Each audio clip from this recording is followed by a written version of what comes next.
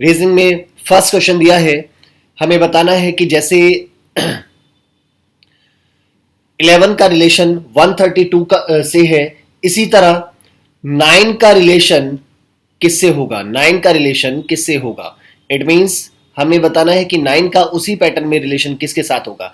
तो यहां पर देखिए 11 से हुआ 132, मीन्स 11 की जो मल्टीप्लाई हुई है वो नेक्स्ट वाले नंबर से हुई है, तो यहां से कैलकुलेशन आती है 132। इसी तरह जब 9 की नेक्स्ट वाले नंबर, इट मीन्स 9 के बाद आता है 10, 10 के साथ मल्टीप्लाई करेंगे तो आएगा 90।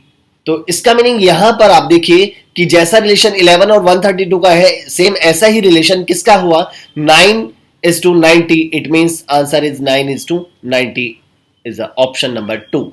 नेक्स्ट आया ए बी जेड वाई। तो देखिए ए से जेड दोनों एक दूसरे के ऑपोजिट है, बी से वाई, बी और वाई भी एक दूसरे के ऑपोजिट है, तो सी का ऑपोजिट होता है एक्स और डी का डब्ल्यू, तो यहां से आएगा एक्स और W. It means option number 3 is the answer. Next आता है, नेक्स्ट क्वेश्चन नंबर 3 में देखिए, जैसे शीप का रिलेशन मटन के साथ है, तो डियर का रिलेशन किसके साथ होगा। तो शीप के जो मांस को कहते हैं हम मटन, इसी तरह बियर के मांस को हम क्या कहते हैं, वेंसियन। It means option number 3 is the answer. Next है ऑड वन आउट, हमें फाइंड करना है। तो हमें 4 ऑप्शन दिए हैं, 4 में से एक अलग है, वो कौन सा अलग है। देखिए इनमें से यदि मैं 3 ऑप्शन को देखता हूं, फर्स्ट, थर्ड और फोर्थ, फर्स्ट, सेकंड और फोर्थ को देखता हूं, इनमें कोई भी वॉवल नहीं है, लेकिन थर्ड ऑप्शन में जो दिया गया है एक वॉवल है, तो इसका मीनिंग ये वाला जो वर्ड होगा ये बाकी सबसे क्या है, डिफरेंट है। नेक्स्ट आता है क्वेश्चन नंबर 5। यहां से इनमें हमें अलग बताना है ऑड वन आउट। जैसे 4 वर्ड दिए हैं, एक है distribution, dispersion, diversion and dilution. देखिए डाइल्यूशन का मीन्स होता है, इन चारों में जो अलग है वो है डाइल्यूशन। इट मीन्स इसका मीनिंग होता है डाइल्यूट करना। इट मीन्स किसी भी लिक्विड को weaker banana. It means add water करके, वाटर ऐड करके किसी भी लिक्विड में उसको वीक बनाना क्या कहलाता है, डाइल्यूशन कहलाता है। तो it means option number 4 is the answer. Next question, question number 6। Question number 6 में हमें 4 नंबर दिए हैं। पहला है 6, 24, 64 एंड 120। इनमें हमें बताना है इनमें से कौन सा अलग है। तो देखिए यहाँ पर 64 सब चारों में अलग है। क्यों, क्योंकि ये एक परफेक्ट स्क्वायर है, बाकी इनमें से कोई भी परफेक्ट स्क्वायर नहीं है, तो option number 3 is the answer. Next आता है, नेक्स्ट क्वेश्चन में हमें दिया है कि arrange the following word as per the order of dictionary. Dictionary के अकॉर्डिंग हमें इनको अरेंज करना है। तो सबसे पहले देखिए इन सभी में कितने कितने लेटर सभी में सेम आ रहे हैं। तो शुरू के 5 लेटर सभी में सेम है। NECRO जो चेंज आया है 6 लेटर से चेंज आया है। 6 लेटर में यहां पर है L, यहां पर M है 6 लेटर, यहां पर 6 लेटर है P और यहां पर भी 6 लेटर P है। तो इसका मीनिंग जो पहला लेटर होगा डिक्शनरी में जो पहले मिलेगा वो ये वाला मिलेगा, फिर A वाला, फिर सेकंड में हमें मिलेगा B, ऑप्शन नंबर B। अब इन दोनों में देखिए, इन दोनों में पहले आएगा ऑप्शन नंबर D और फिर C। तो सीक्वेंस जो बनी इनकी ABDC। तो answer is ABDC, option number 2 is the answer. Question number 8। Question number 8 में हमें बताना है कि क्वेश्चन मार्क की जगह क्या आएगा। यहां पर देखिए पैटर्न देखिए, यहां पर हुआ +1, 2 से 3 +1 हुआ, 3 से 5 +2 हुआ, 5 से 9 +4 हुआ। तो इसका मीनिंग जो ऐड हो रहा है हर बार डबल ऐड हुआ। यहां पर +8 हुआ, तो इस बार हमें ऐड करना होगा 16। तो यहां पर 16 ऐड करेंगे तो आंसर आएगा 33। तो option number 3 is the answer. Next है ABCPQRDEFSTU, एक सीरीज है, इसमें हमें बताना है क्वेश्चन मार्क की जगह क्या आएगा। देखिए यहां पर ऑल्टरनेट सीरीज चल रही है, ABC, फिर इसके बाद DEF, फिर आगे जो बनेगा एक छोड़ने के बाद यहां पर बनेगा GHI। ऑल्टरनेट सीरीज चल रही है भी। तो ABC, फिर इसके बाद DEF, GHI। यहां पर दूसरी चीज है PQRSTU। तो यहां पर जो क्वेश्चन मार्क की जगह आएगा वो आएगा GHI, option number 2 is the answer.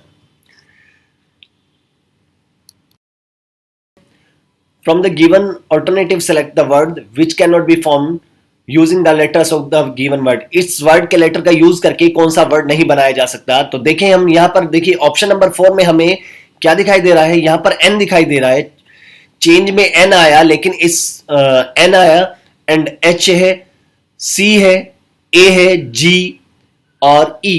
तो इसका मीनिंग यहां पर इस वर्ड में g जो लेटर है, लेकिन इसमें जो हमें कीवर्ड दिया हुआ है इसमें g नहीं है, तो कौन सा हम नहीं बना सकते. ऑप्शन नंबर 4 में जो चेंज दिया है ये हम नहीं बना सकते, क्योंकि इस वर्ड में जी आया है और जो हमें कीवर्ड दिया है इसमें जी नहीं है, तो इसका मीनिंग इससे हम ये वाला वर्ड नहीं बना सकते. Option number 4 is the answer.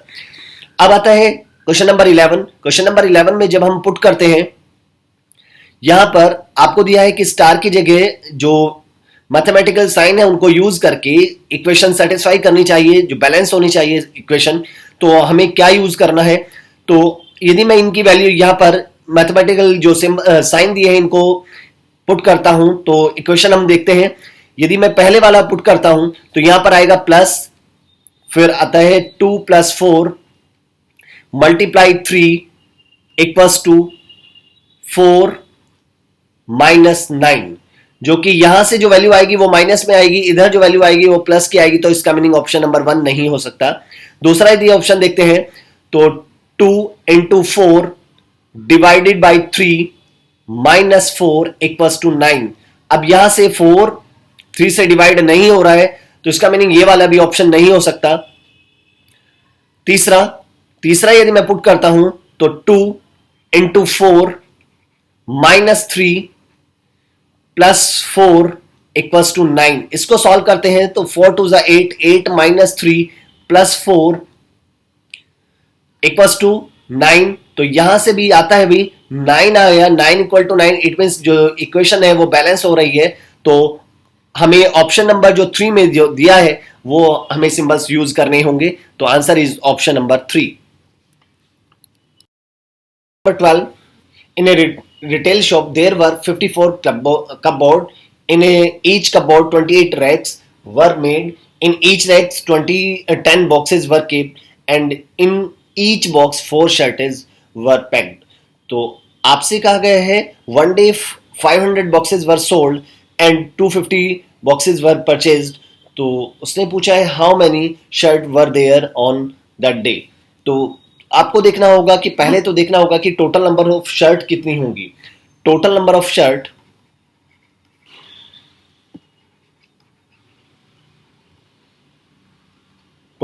Shirts होंगी. भाई हमारे पास 54 कपबोर्ड है, लेकिन एक कपबोर्ड में जो रैक है वो 28 है, इंटू 28 किया.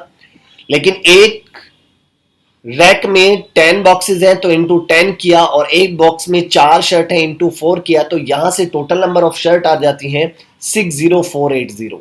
ये टोटल नंबर ऑफ शर्ट है. लेकिन हमने जो सोल्ड की एक दिन में 500 बॉक्सेस सोल्ड की, लेकिन एक बॉक्स में 4 आते हैं, तो जो सोल्ड हुई है वो हो गई है हमारी 500 × 4, ये हमारी सोल्ड हुई है. तो इसका मीनिंग जो टोटल सोल्ड हुई वो हो गई है 2000 हमारी सोल्ड हुई है. अब उसने जो परचेज की है,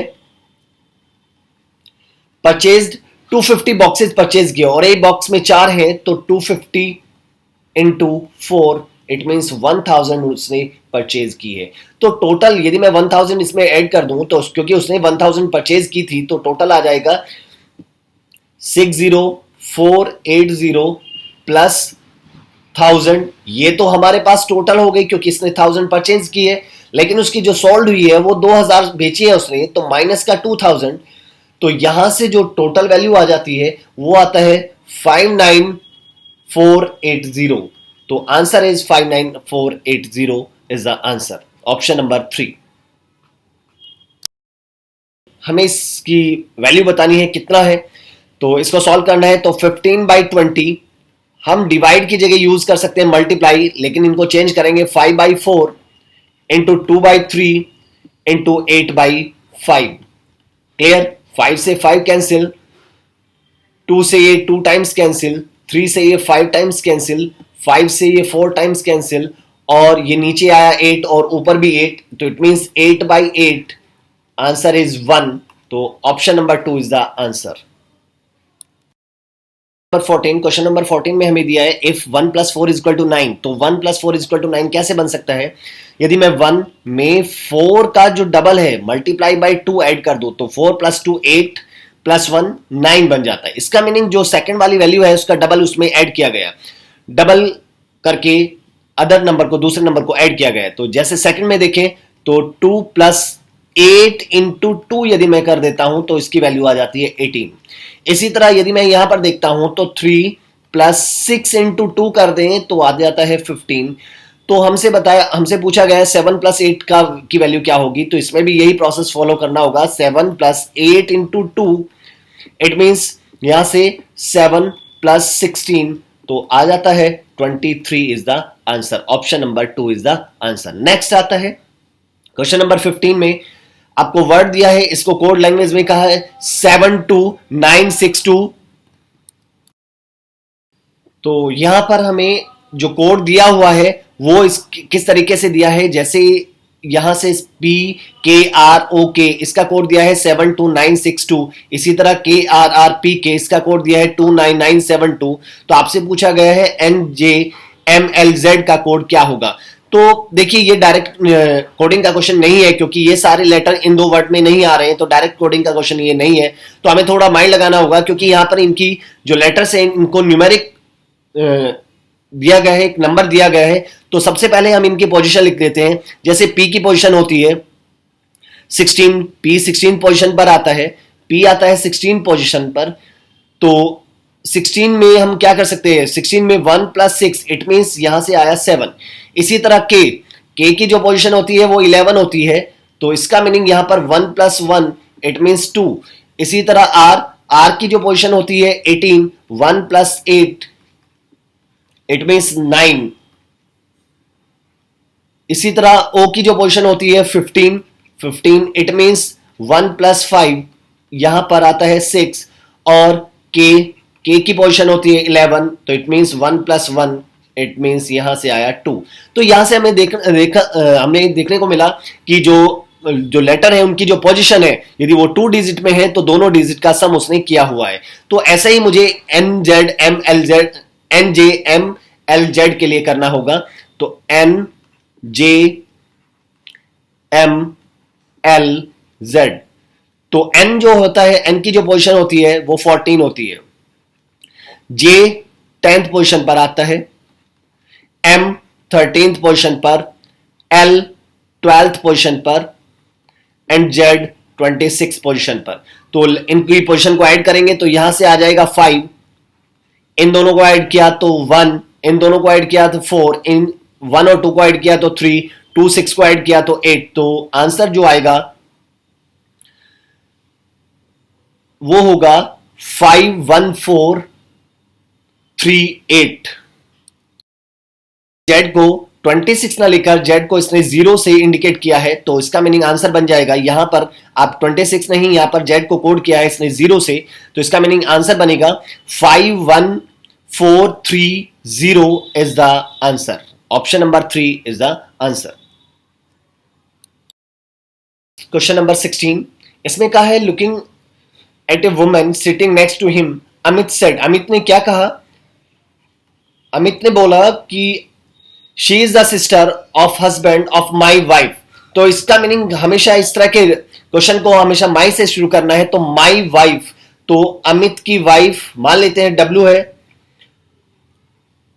और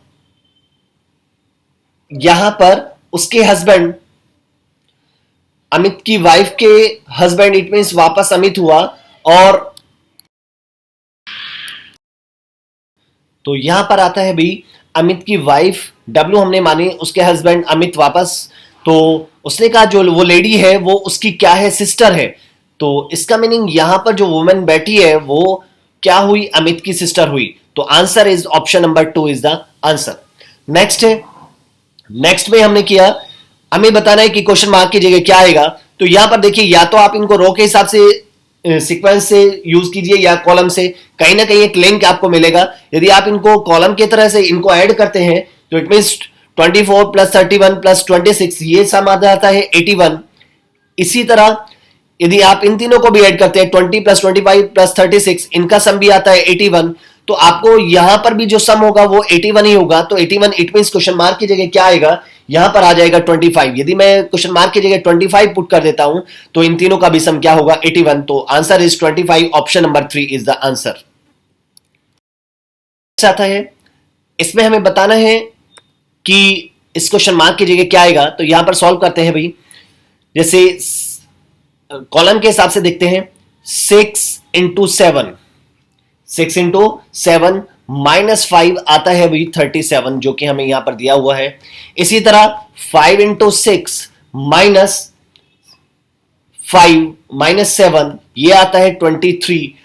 तो यहां पर भी हमें कुछ ना कुछ ऐसा इन दोनों के मल्टीप्लाई करके माइनस करना होगा। तो 4 इंटू 5 20 माइनस यदि मैं 6 कर देता हूं तो आंसर आ जाता है 13, सॉरी -6। तो यहां पर आ जाता है option number 4, 14 is the answer. तो answer is 4। Next question number 19 में हमें दिया है, असर्शन दिया है और आपसे कहा गया है कि, और एक रीजन है, आपको दोनों के बारे में बताना है कि वो ट्रू है या नहीं है। Autism is a development disability. It means autism जो है वो डेवलपमेंट, एक डेवलपमेंट डिसेबिलिटी है। इट मीन्स विकास असमर्थता है ऑटिज्म।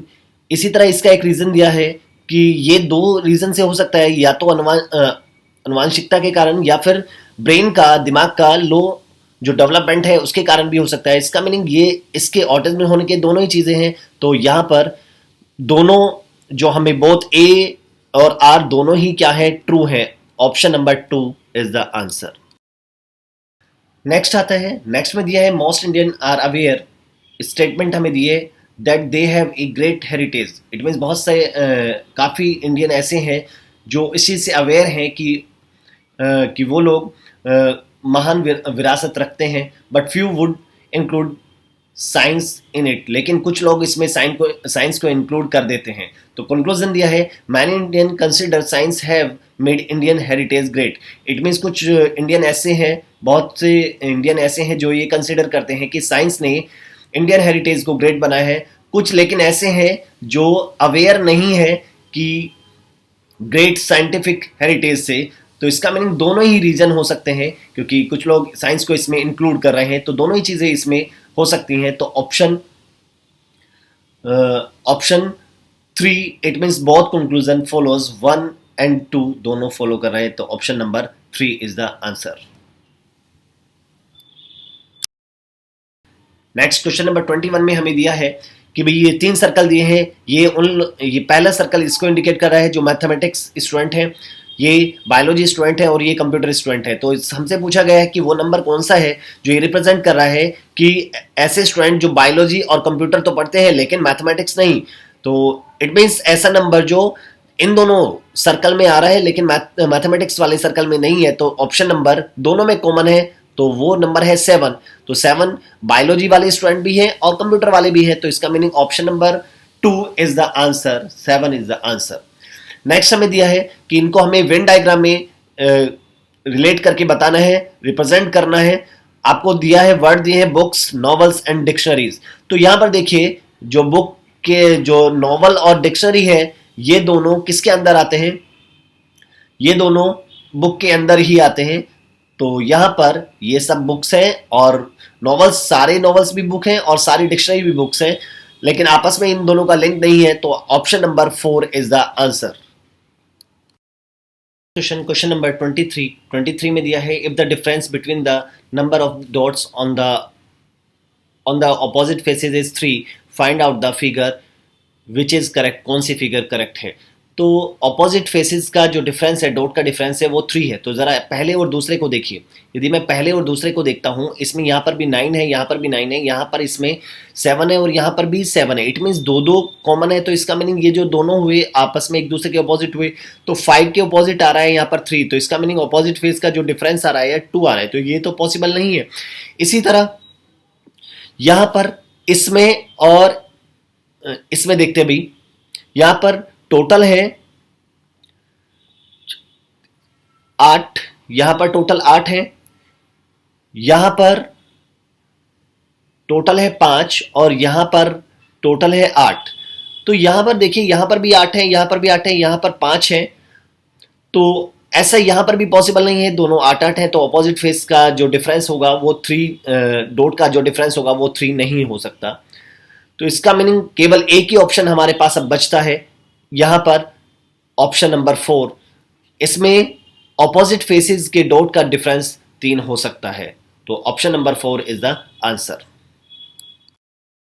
क्वेश्चन नंबर 24 में हमें दिया है कि ये फिगर, इस फिगर को हमें कंप्लीट करना है। तो इस कंप्लीट करना है तो आपको यहाँ पर बनाना होगा कुछ ऐसे। ये सर्कल बनाया, ये कंप्लीट किया सर्कल। फिर यहाँ पर देखिए ये सर्कल कैसे मूव कर रहा है, तो वो आपको देखना होगा। तो आपको ये वाला पार्ट इससे मैच कराया, ये एक ट्रायंगल यहाँ मिलाया, तो कुछ इस तरह की शेप आ रही है। तो ऐसी शेप कौन से ऑप्शन में, ये आपको देखना होगा। ऐसी शेप है ऑप्शन नंबर 3 में। ऑप्शन नंबर 3 में यही शेप हमें मिल रही है, तो option number 3 is the answer. इसी तरह इसको भी हमें कंप्लीट करना है, तो ऐसी ही जो पार्ट बचा हुआ है उसको आप कंप्लीट करना शुरू कीजिए। तो यहाँ से आपको मिलेगा कुछ ये शेप आ रही है, भी कुछ इस तरह से शेप है। तो आपको मैच करिए, इसमें मैच करिए कौन सा ऑप्शन हो सकता है। इसे मैच करते हुए ऑप्शन हमारा आ रहा है ऑप्शन नंबर 3, जो कि इससे मैच कर रहा है। क्यों मैच कर रहा है, रीज़न देखिए। यहाँ पर ये यहाँ पर पूरा है, और इसमें पहले वाले पार्ट में ये वाला पार्ट इसने नहीं दिया। इसमें जो ये पार्ट दिया है ये लेफ्ट की तरफ दिया है, लेकिन ये अभी यहाँ पर जुड़ेगा, ये राइट की तरफ जुड़ना होगा। तो ऑप्शन नंबर 3 में यही बिल्कुल सेम फिगर दी गई थी। Option number 3 is the answer. Question number 51, इसमें कहा गया है ए किसी काम को 16 दिन में कर सकता है।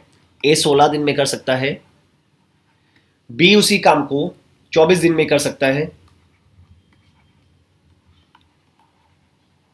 लेकिन उन्होंने सी की हेल्प से, इट मींस तीनों ने मिलकर ए बी सी की हेल्प से उस काम को 6 डेज में कंप्लीट किया।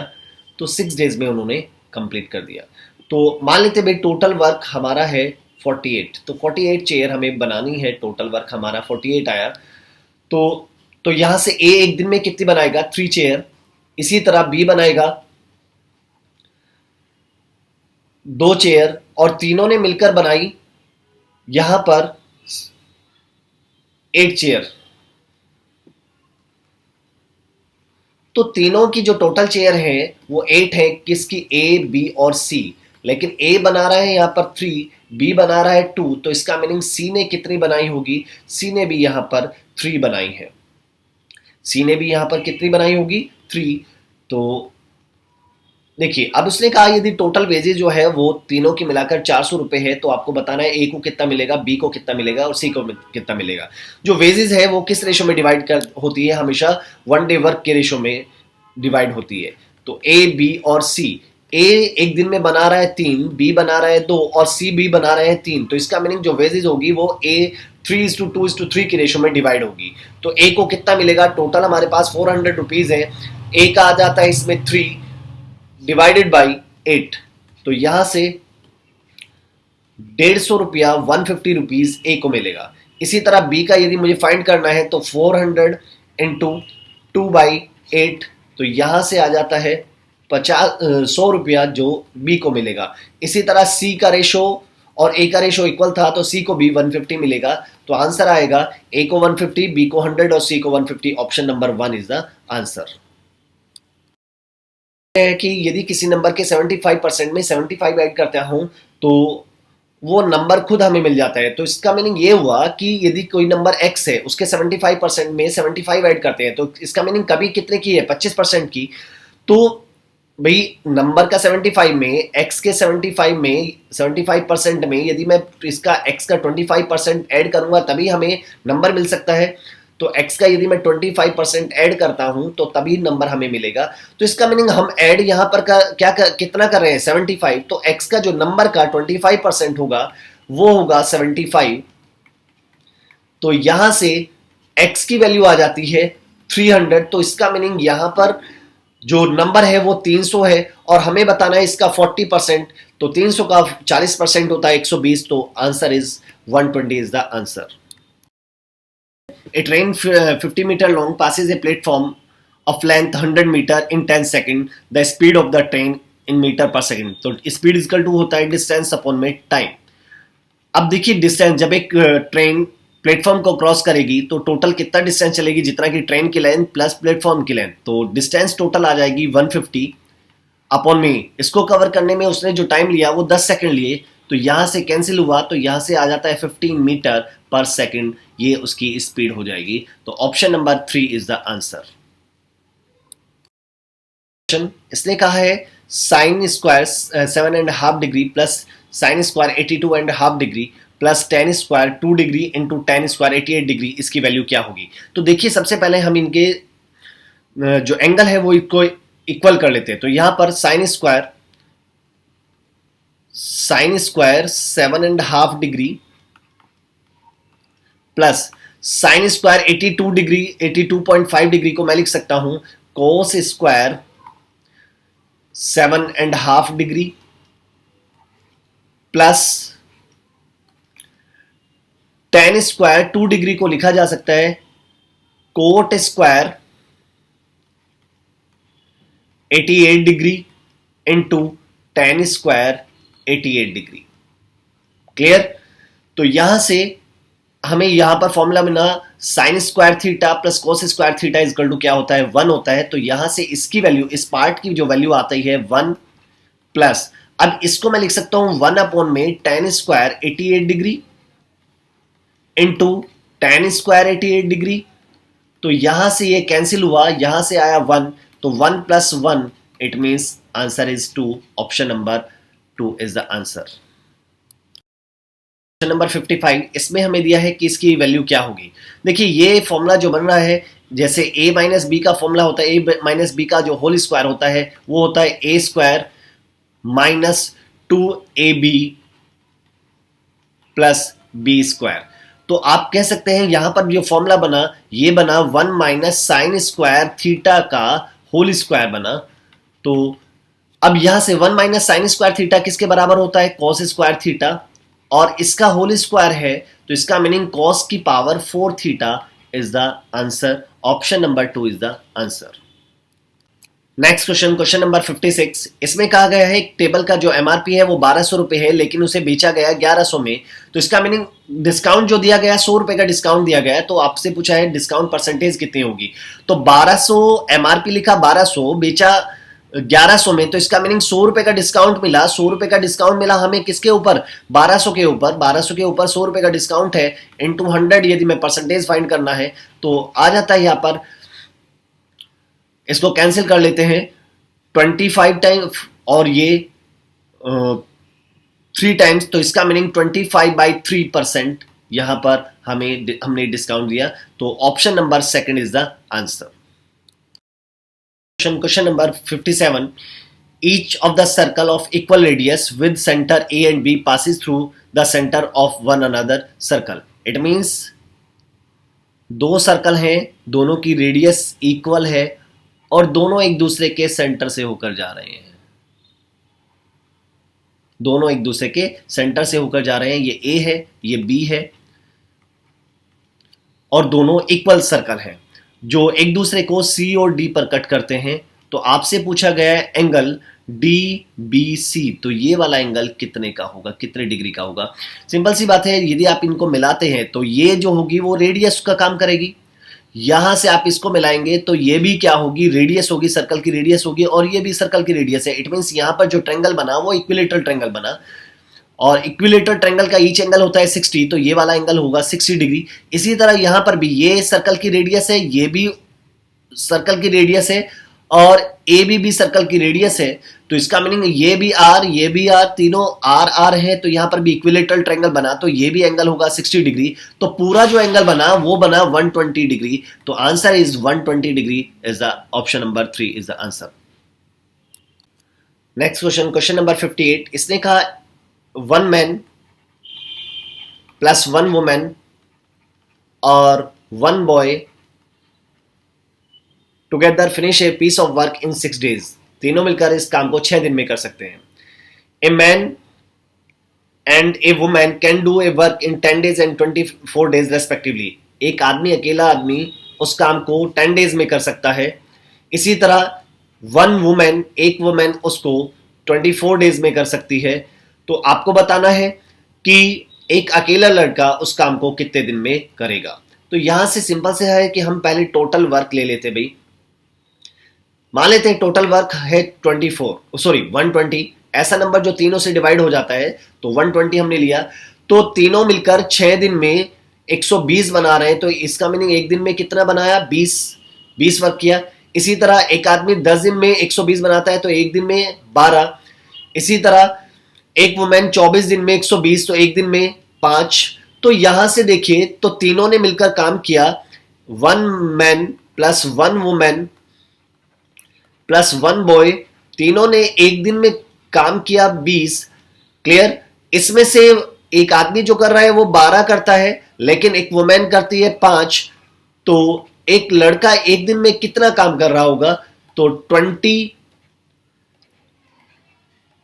20 माइनस 17, इसका मीनिंग 3 वो वर्क कर रहा है। तो एक दिन में उसने 3 काम किए, और टोटल जो वर्क है हमारा 120 है, तो 120 एक दिन में उसने 3 किया, तो 120 करने में कितने दिन लेगा, 40 दिन लेगा। तो option number 3 is the answer. For a triangle ABC, एक ट्रायंगल एबीसी है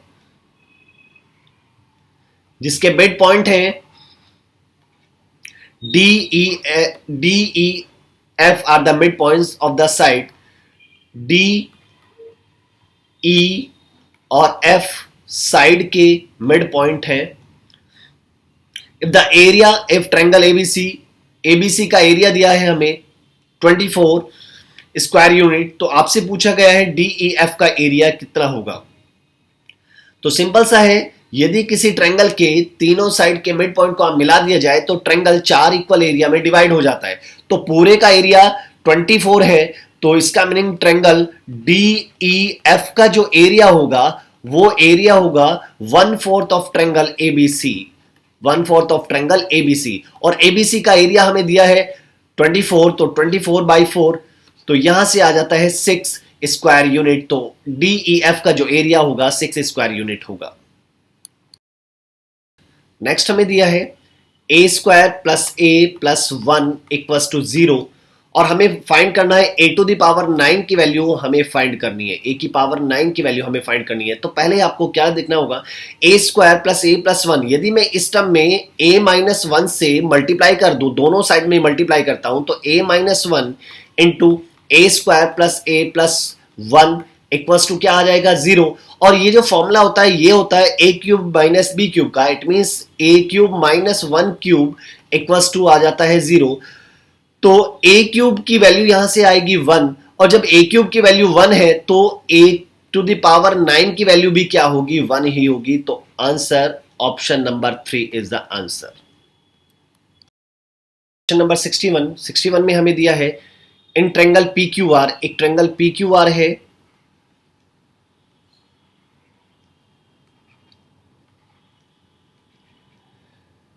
the line drawn from the vertex P intersect QR at the point S, P से एक लाइन ड्रॉ की गई है जो QR को S पॉइंट पर इंटरसेक्ट करती है।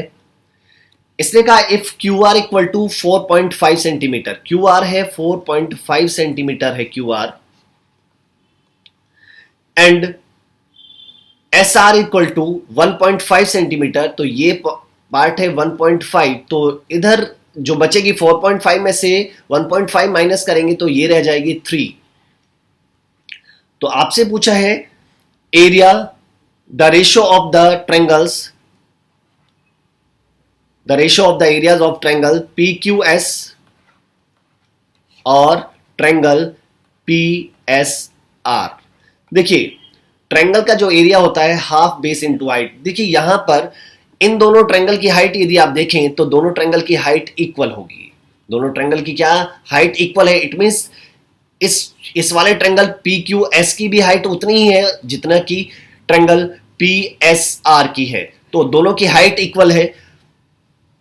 तो यहां से फॉर्मूला होता है भाई 1/2 half base into height, base it means इसका जो ट्रायंगल PQS का जो बेस है वो है 3, और हाइट मान लेते हैं इसकी h अपॉन में 1/2।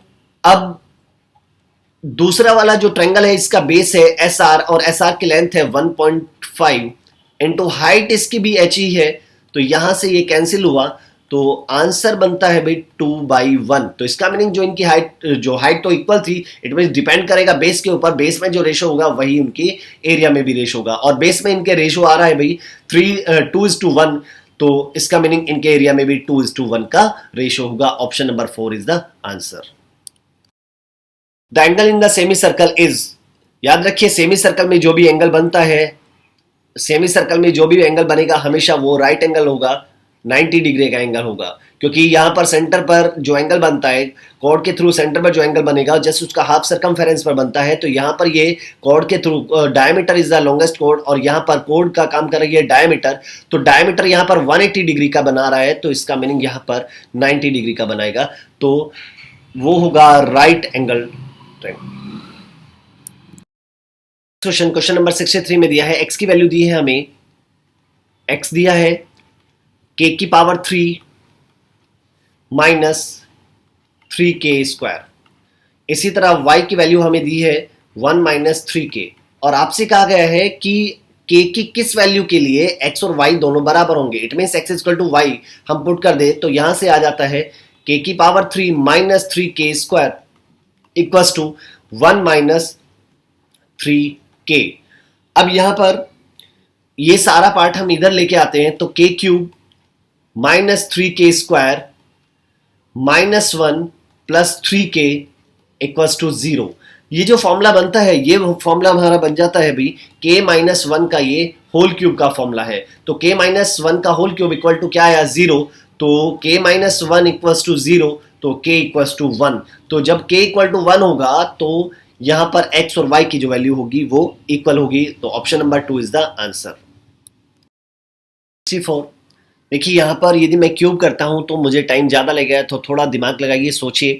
यहां पर इसने फॉर्मूला जो यूज किया है, तो आपको पता है कि if a plus b plus c equals to 0, यदि तीनों का सम 0 है तो a³ plus b³ plus c³ minus 3abc equals to हो जाता है 0। क्लियर? तो यहां पर भी कुछ ऐसा ही है, यहां पर भी a ये रहा 55 जो है, a इक्वल टू है यहां पर 55, b इक्वल्स टू है 17 एंड c इक्वल्स टू है माइनस का 72। यदि आप इन तीनों का सम करते हैं तो इन तीनों का सम आता है 0, तो a plus b plus c equals to 0, तो इसका मीनिंग ये हुआ कि a³ plus b³ plus c³ minus 3abc, तो माइनस के कारण यहां पर माइनस माइनस प्लस हुआ, तो इसकी वैल्यू क्या आएगी 0 आएगी। Option number 2 is the answer. Number 65 में दिया है 1 plus sine A into 1 plus sine B into 1 plus sine C equals to 1 minus sine A into 1 minus sine B into 1 minus sine C. ये दोनों equal दिए हैं, तो और आपसे कहा गया है जो ए बी सी है वो 0 से तो बड़ा है, एंगल जो है वो 0 से बड़े लेकिन 90 से छोटे हैं, तो इस साइड इज इक्वल टू, तो हम मान लेते हैं भाई ये x के इक्वल है, ये भी पार्ट x के इक्वल है, दूसरे वाला पार्ट भी x के इक्वल है, तो x इंटू एक्स यदि आप करेंगे तो दोनों के मल्टीप्लाई कर दीजिए x इंटू एक्स, तो यहां से आ जाएगा 1 plus sine A into 1 plus sine B into 1 plus sine C, इसी तरह into 1 minus sine A into 1 minus sine B into 1 minus sine C. तो आप इनकी प्रोडक्ट करेंगे तो 1 plus sine A 1 minus sine A, तो यहां से इन दोनों की प्रोडक्ट हुआ, इन दोनों की प्रोडक्ट होती है, तो यहां से हमें मिलता है 1 माइनस साइन स्क्वायर ए, इसी तरह into 1 minus sine square B into 1 minus sine square C. वो इक्वल आएगा एक्स स्क्वायर के। तो 1 minus sine square A, it means cos square A बनेगा इंटू कॉस स्क्वायर बी बना इंटू कॉस स्क्वायर सी। तो वो आता है एक्स स्क्वायर के इक्वल। तो यहां से एक्स की वैल्यू आ जाएगी, रूट करूंगा तो यहां से आएगा plus minus cos A into cos B into cos C. लेकिन उसने कहा है जो ए बी सी है वो 0 से तो बड़े हैं लेकिन 90 से क्या है, छोटे हैं। तो इसका मीनिंग जो x की जो वैल्यू होगी वो पॉजिटिव हो जाएगी। तो x की वैल्यू, क्योंकि cos फर्स्ट क्वाड्रेंट में पॉजिटिव होता है, तो x की वैल्यू आएगी cos A cos B cos C। तो option number second is the answer. Question number 66 में दिया है the ratio of 2 person is 4:7। मान लेते हैं एक की फर्स्ट बंदे की एज है 4x और जो सेकंड पर्सन है उसकी एज है यहां पर 7x। फिर इसने कहा the one of them is greater than that of the other by 30 year. It means जो दूसरे वाला बंदा है वो पहले वाले से 30 साल बड़ा है। तो 7x minus 4x equal to कितना आता है 30। तो 3x इक्वल टू आ जाएगा 30। तो x की वैल्यू आ जाती है यहाँ पर 10, x की वैल्यू 10। और आपसे पूछा गया है कि सम ऑफ देयर एज उनकी एज का सम कितना होगा। तो दोनों का सम यहां से आ जाता है 11x और x की वैल्यू आई यहां पर 10। तो 11 इंटू 10 इट मीन्स 110 ईयर्स। तो दोनों की एज का सम होगा 110 साल। Option number 1 is the answer. Question number 67 हमें दिया है tan square theta plus 3 equal to 3 sec theta. तो tan square theta it means tan square theta को लिख सकता हूं मैं sec square theta minus 1 plus 3 equals to 3 sec theta. अब इस पार्ट को आप इस इधर लेफ्ट में लेके आएंगे तो यहां पर आएगा हमारे पास sec square theta minus 3 sec theta plus 2 equals to 0। और इसको हम सॉल्व कर लेते हैं। इसको हम लिख सकते हैं sec square theta minus 2 sec theta minus sec theta plus 2 equals to 0। तो इन दोनों में से हम कॉमन ले सकते हैं सेक थीटा कॉमन लिया तो अंदर आया सेक थीटा माइनस 2 और इसमें से माइनस 1 कॉमन लिया तो यहां से आता है sec theta minus 2 equals to 0। तो यहां पर दो बनते भी, एक आया सेक थीटा माइनस 2 और दूसरा हमें मिलता है sec theta minus 1 equals to 0। तो एक बार इसको इक्वल रखेंगे तो sec theta minus 2 equals to 0। तो सेक थीटा की जो वैल्यू होगी वो आएगी 2। दूसरा sec theta minus 1 equals to 0। तो सेक थीटा की जो वैल्यू होगी वो होगी 1। तो सेक की वैल्यू 2 कब होती है भी, 2 कितने डिग्री पर 2 होती है, 2 होती है 60 डिग्री पर और 1 होती है 0 डिग्री पर। तो इसका मीनिंग एक एंगल आएगा 60 डिग्री और दूसरा एंगल आ जाता है 0 डिग्री, क्योंकि 60 डिग्री पर 2 और 0 डिग्री पर सेक की वैल्यू क्या आ जाती है 1। तो 60 और 0। तो answer is option number 4। Next इसने कहा a right prism 6 metre height has a square base. एक प्रिज्म है जिसका बेस जो है वो स्क्वायर है, इसका बेस स्क्वायर है।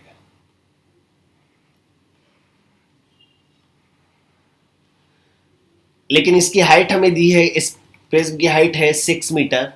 लेकिन इसने कहा कि जो बेस है, बेस का जो डायगोनल है, डायगोनल की लेंथ, बेस का जो डायगोनल है उसकी लेंथ है, डायगोनल की लेंथ है, ये लेंथ हमें दी है √1152। तो हमें इसका वॉल्यूम बताना है। देखिए वॉल्यूम क्या होता है, वॉल्यूम होता है 1/3 area of base into height. लेकिन अभी तक हमें बेस का एरिया नहीं पता है, लेकिन हमें डायगोनल पता है। तो डायगोनल की हेल्प से हम एरिया ऑफ बेस फाइंड कर सकते हैं। तो एरिया ऑफ बेस ये आएगा 1/2d² होता है भाई, तो 1/2d कितना है, √1152 का स्क्वायर। तो आप कह सकते हैं 1152 डिवाइडेड बाई 2, तो यहां से आ जाता है 576, ये बेस का एरिया हुआ। तो 1/3 इंटू एरिया ऑफ बेस आया 576 इंटू हाइट हमें दी है 6, तो इसको जब हम कैलकुलेट करते हैं तो यहां से आ जाता है 1152 is the answer. Option number 4 is the answer. Next, sine theta equals to 0.7 और आपसे पूछा है कॉस थीटा की वैल्यू क्या होगा। तो आपको पता है कॉस थीटा इक्वल्स टू होता है रूट के अंदर 1 minus sine square theta, root के अंदर 1 माइनस साइन स्क्वायर थीटा। तो यहां से 1 माइनस साइन थीटा की वैल्यू है 0.7 का स्क्वायर हम कर देंगे, तो 1 माइनस यहां से इसका स्क्वायर करते हैं तो इसका स्क्वायर आ जाएगा 0.49, तो 1 में से जब आप माइनस करेंगे तो आएगा 0.51। तो कॉस थीटा की वैल्यू जो होगी रूट के अंदर root 0.51 is the answer. Option number 3 is the answer. A की वैल्यू हमें दी है 4011 और बी की वैल्यू दी है 3989 और आपसे पूछा है ए इंटू बी। तो आप क्या कीजिए, इसका मीनिंग 4011 इंटू 3989। तो यहां पर देखिए एक फॉर्मूला हमें मिल रहा है भाई, यहां पर 4000 प्लस 11 हुआ, लेकिन यहां पर 4000 माइनस 11 हुआ। तो ये जो फॉर्मूला है ये किसका होता है भाई, a plus b a minus b, ये फॉर्मूला होता है a square minus b square का। इट मीन्स 4000 का स्क्वायर माइनस 11 का स्क्वायर, 4000 का स्क्वायर माइनस 11 का स्क्वायर। तो यहां से अब आप सॉल्व कर सकते हैं, 4 का स्क्वायर 16 और यहां पर टोटल 6 जीरो आ जाएंगी, माइनस 11 का स्क्वायर आ जाता है 121, 121 आप माइनस कर देंगे तो हमें आंसर मिल जाएगा। तो ये आंसर आएगा 159,899,799। Option number 3 is the answer. The ratio of volumes of two cone is 2:3. तो V1 by V2 it mean दो कोन के जो वॉल्यूम है वो हमें दिया है 2/3 और इनकी रेडियस में जो रेशो है it means R1 by R2 की वैल्यू दी है 1/2। तो आपको बताना है इनकी हाइट में क्या रेशो होगा, it mean H1 by H2 आपको बताना है। तो देखिए वॉल्यूम होता है V1 अपॉन में V2 इक्वल्स टू कौन का वॉल्यूम होता है 1/3 पाई R square H, R1 square H1। इसी तरह दूसरे वाले का होगा 1/3 पाई R2 स्क्वायर H2। यहां से ये कैंसिल हुआ तो V1 by V2 हमें पता है, V1 by V2 की वैल्यू है 2/3 इक्वल्स टू यहां से R1 by R2 का square into H1 by H2 और R1 by R2 की वैल्यू है 1/2, तो आप कह सकते हैं 1/2 का square into H1 by H2। तो यहां से आता है 2/3 equals to 1/4 into H1 by H2। तो यहां से H1 by H2 की वैल्यू आएगी 8/3। तो दोनों की हाइट में जो रेशो होगा H1 is to H2 आया 8:3। तो answer is 8:3 is the answer. Option number 1 is the answer. इसने कहा 3 years ago the average of a family of 5 member was 17 year। तो total age of 5 member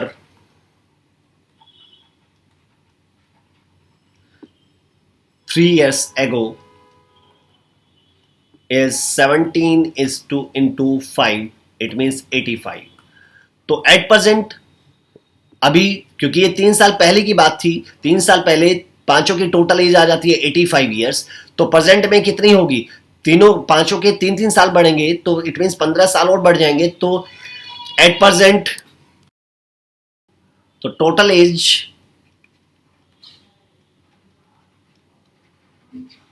of 5 members at present। तो यहां पर भाई 3 साल पहले उन पांचों की टोटल एज थी 85, लेकिन अब ये तो 3 साल पहले थी, तो अब पांचों बंदों की 3-3 साल बढ़ेगी, तो एक बंदे की 3 साल बढ़ी तो 5 की 15, तो अब 15 साल और ऐड हो गए, तो टोटल हो गए 100 ईयर्स। तो इसका मीनिंग इन पांचों की टोटल एज प्रेजेंट में 100 साल है। लेकिन इसने कहा अभी फैमिली में 5 नहीं, अब 6 मेंबर हैं, एक बेबी और है, तो टोटल एज ऑफ 6 मेंबर्स वो होगी 17 इंटू 6, क्योंकि उसने कहा कि एवरेज जो पहले था उतना का उतना ही एवरेज है, तो यहां से आता है 102 ईयर्स। तो एज ऑफ